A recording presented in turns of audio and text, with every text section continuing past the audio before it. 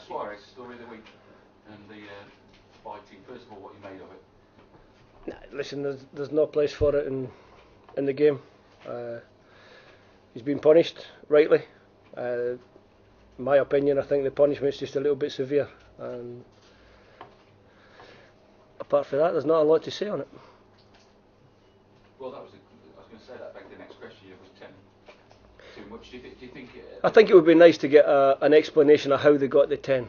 The independent panel. How did they come up with this figure of 10? That would be.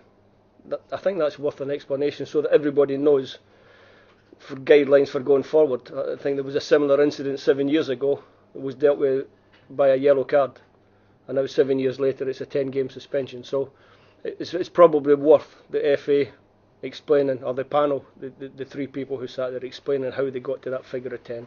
And I think that would help everybody in the game. Do you think there's an anger problem with many players in the game?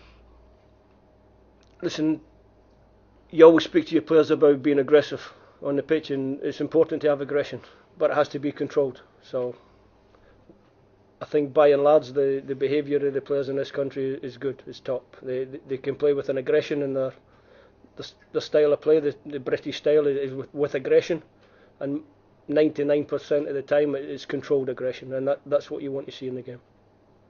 With a few games to go, how are plans looking for next season? Are you happy with the way things are looking? I'm not really looking at next season, to be honest. I'm conscious of the fact that I don't want to let this season drift away. We picked up another point last week after a difficult game against Newcastle. We've got another difficult game this week. Well, every game in this league is difficult, so we've got 5 difficult games left, and we want to pick up as many points as we can just to make sure that this season is one that we can look back on with a little bit of satisfaction.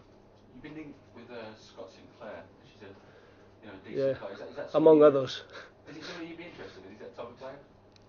Listen, like I said, all the speculation is going between now and the start of next season. There'll be so much speculation that if I start talking about it now, I'll spend the whole summer talking about it, and I don't intend to do that. I want to enjoy my summer with somebody on holiday. Exactly. So you'd want to get contracts wrapped up. So how are things looking with getting some of the senior pros? Yeah, we're in discussions with the players that you know about, and those discussions are ongoing. It's not my department. It's something that the club keep me up to date with, and as far as I'm led to believe, the discussions are ongoing with all three. I think you said you wanted Big Gareth signed up. I mean, does that look like it's going to happen? Because I would like to think so. He's been our best player this season, consistently the best. I'm sure he'll pick up all the Player of the Year awards, and I'd like to think, as I sit here now, that Gareth McAuley will be still with the Albion next season.